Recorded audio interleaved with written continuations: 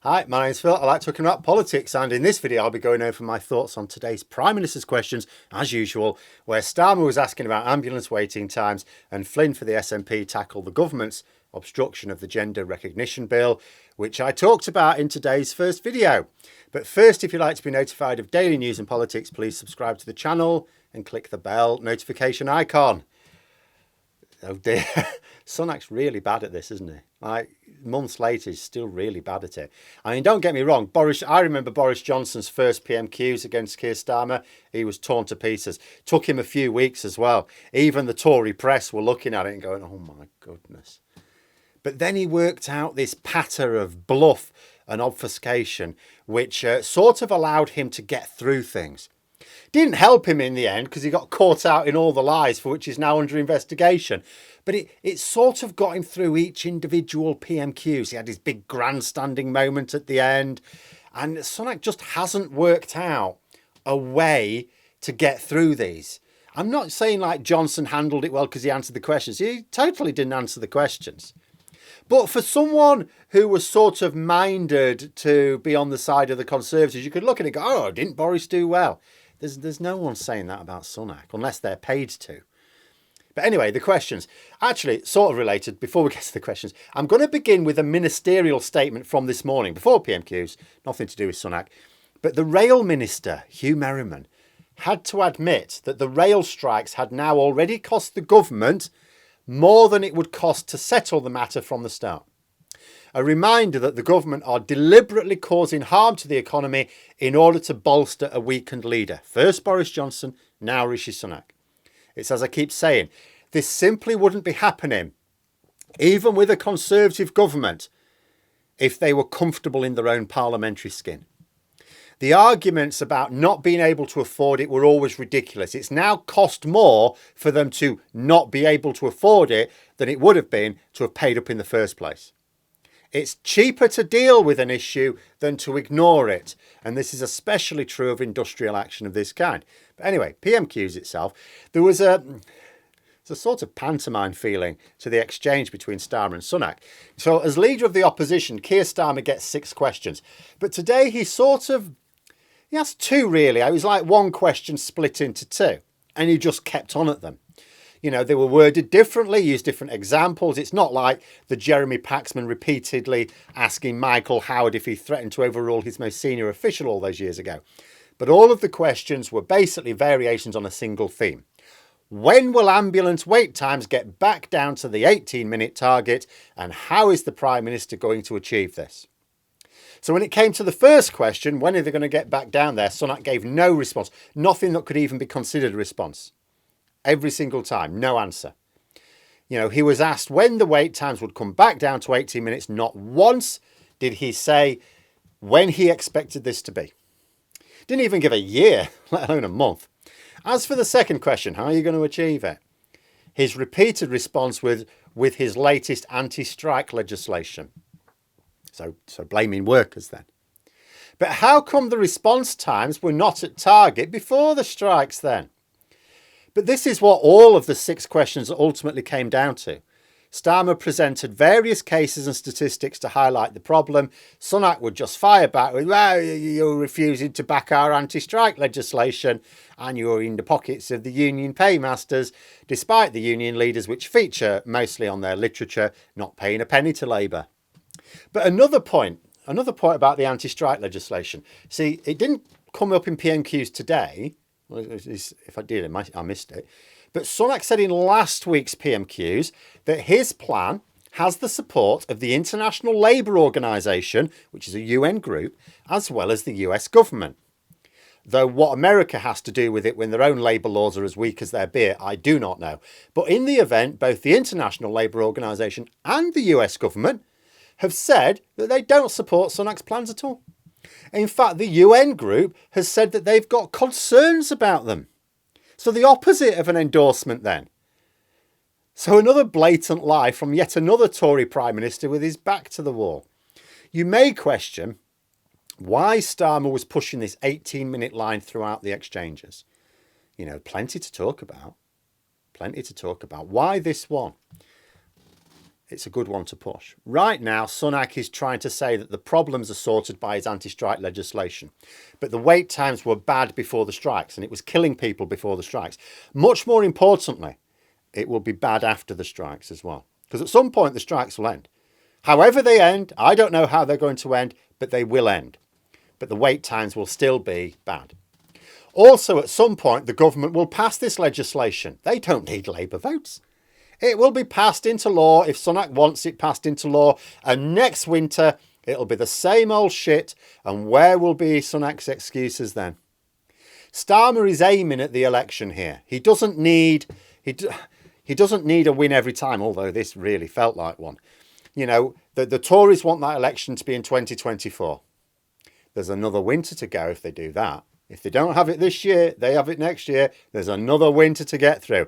Another winter of excuses. Another winter of collapsing healthcare. People are already sick of it. How much more so when Sunak gets his legislation in place? And guess what? It doesn't actually solve anything. Sunak is doing what Boris Johnson did for so long. He's saying whatever he thinks will get him through until the end of the week, sometimes just the end of the day. But his responses won't work later on. He's not responding with anything that will work in the long term. Really what you want to come back with is something that will work in the long term. Not something that the leader of the opposition can throw back in your face a few months later. He certainly doesn't want this thing being thrown back at him when the election looms large. And just like Johnson, he's going to come unstuck, assuming he hasn't already, because it's a theme I'll probably be bringing up again before the week is done. But the bottom line is ambulance wait times were bad before the strikes. They'll be bad after the strikes because nothing is being done to address them.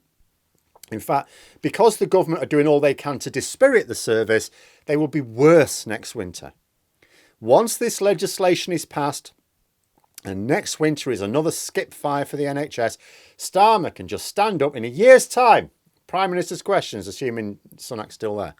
He can just stand up, remind Sunak that he claimed that this wonderful legislation, which would be law by this time, would deal with it. It's not dealt with it. What's your excuse this year, he can say, and sit back down. The issue with Sunak claiming that spurious measures will deal with the issue is it works for gobshites like Nigel Farage because he's never going to get to implement them. It doesn't work for a Prime Minister who can and will put them in place. It means instead of adopting a consistent grift, as he could get away with if he was in, say, opposition, in government, he's forced to jump from platform to platform saying, yes, but this new thing, we need this new thing now to deal with the same problem. It's like Brexit and immigration, isn't it? We need to leave the EU to sort out immigration. We don't need to leave the single market. No, there's no need for that. And then it was, we need to leave the EU and the single market. OK, we've left both and the customs union for good measure. And immigration's still up. Plus, we don't have enough workers somehow. Yes, but now we need to leave the Council of Europe.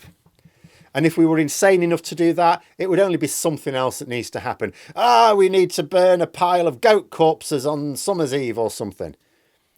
It's the same with ambulance waiting times or A&E waiting times or just NHS treatment waiting times or cuts to rail services, bus services, shit in our rivers and lakes, Royal Mail service going downhill since privatisation, energy that has gone from being the same price as in France to double what our French neighbours are paying with exactly the same global pressures.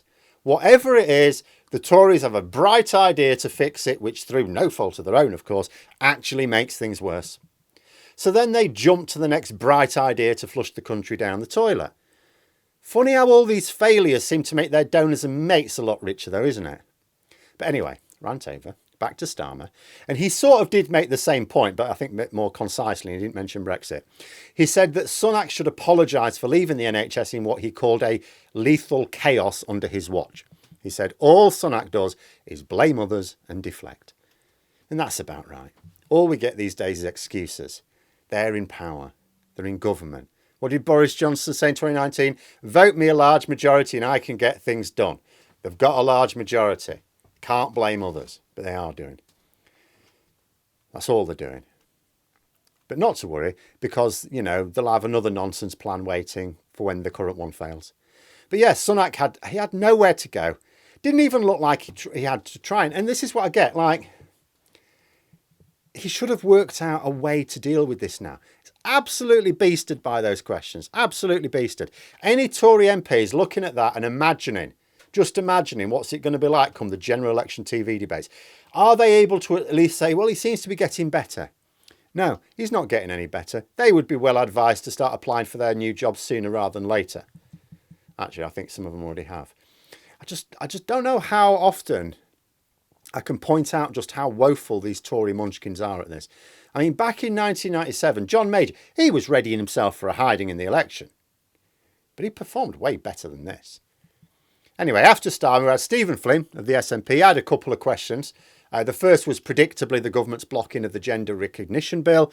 Now, I did discuss this in a separate video earlier, but I will just note that Sunak said two things in his response.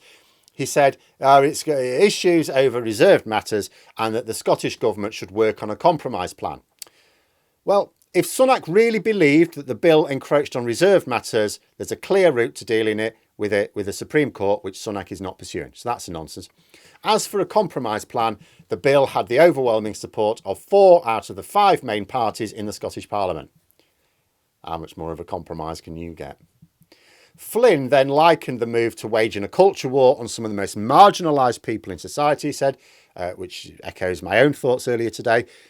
He then referenced the moves to rip up retained EU rules, being also against the wishes of Scotland. Another topic I shall have to discuss, I think, later this week. Although I will say on that point, it'll be against the wishes of all parts of the UK, no matter how you break it down. Not even Gammon Central wants the government to remove their rights to paid annual leave or sick pay, do they? Say nothing of the thousands of other protections. Needless to say, there was no sensible response from Sunak, other than a denial that he is seeking to undermine devolution, despite the very obvious evidence to the contrary. But there we are. Those are my thoughts. Let me know yours in the comments below. Hope you found the video interesting. If you did, please click the like button. And if you'd like to support the channel further, the join button for memberships. And until next time, I'll see you later.